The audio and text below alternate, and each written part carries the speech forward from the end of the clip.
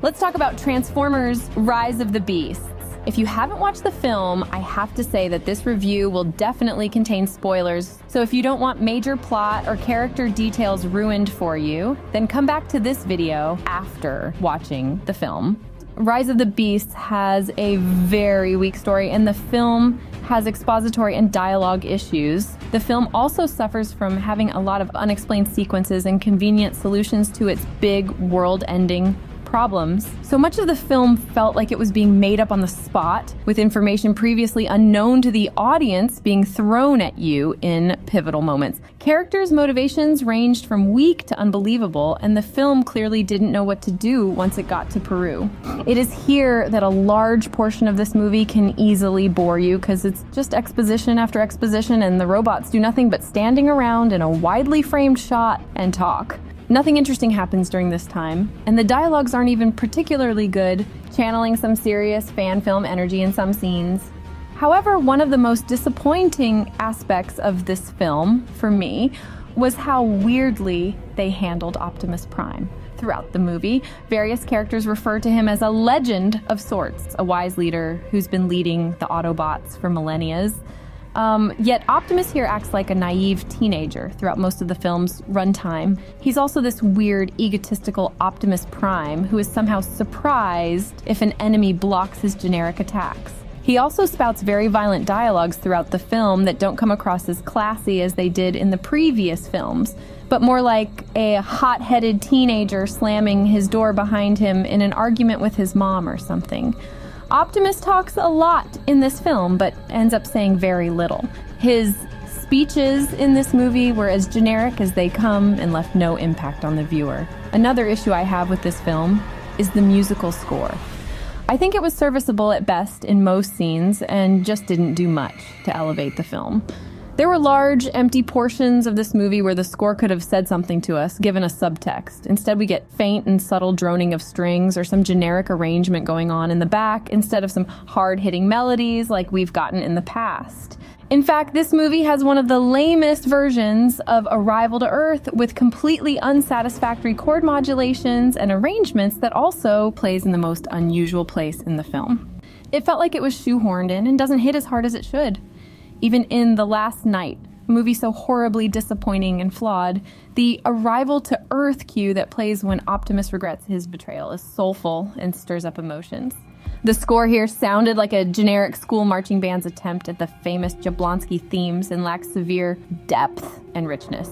Another big issue with this film is how generic the action choreography was. There aren't any hard-hitting or distinct set pieces in the final act, and the protagonists are given heavy plot armor throughout the climax. Scourge, who was whooping ass until then, suddenly becomes weak and gets cut up like butter by an aggressive and insecure Optimus who does nothing special this time around, but is able to easily kill this previously overpowered enemy. In the beginning of this film, we see that Scourge's gun can easily kill a Maximal in one shot, yet when he shoots Bumblebee later in the movie with the exact same weapon, Bee gets tased, rather than have a giant hole blasted through him like he should have. Stuff like this made me roll my eyes, as it was so obviously a weak setup for a cheap payoff.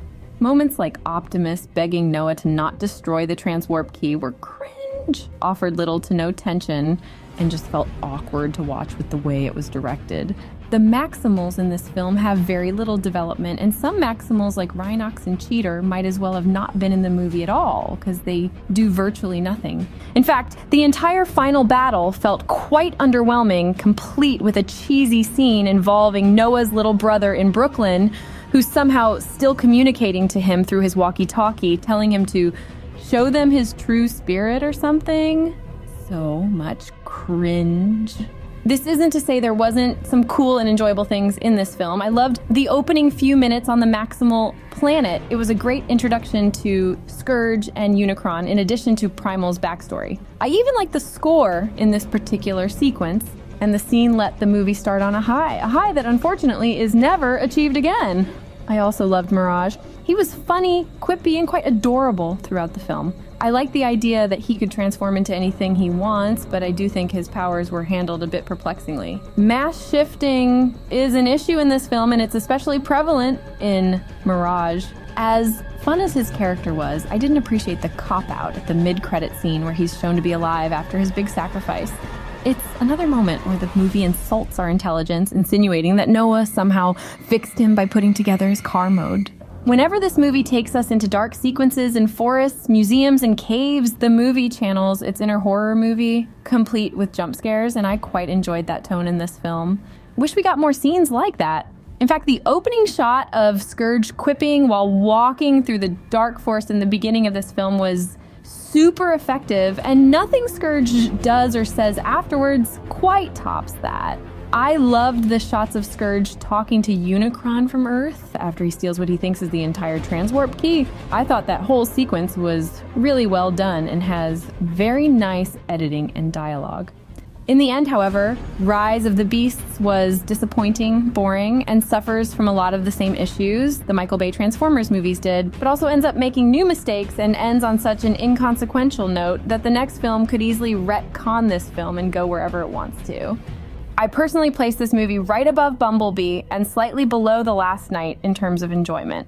So that was my review about the movie. Let me know in the comments below what you guys thought. Did you love it? Did you hate it? Or were you somewhere between? Whatever it is, comment down below and I'll make sure to read your comments and perspectives. Remember, keep it friendly and don't abuse anyone for liking or hating the movie. Let's keep it civil, guys. This is AI Brie signing off. Bye!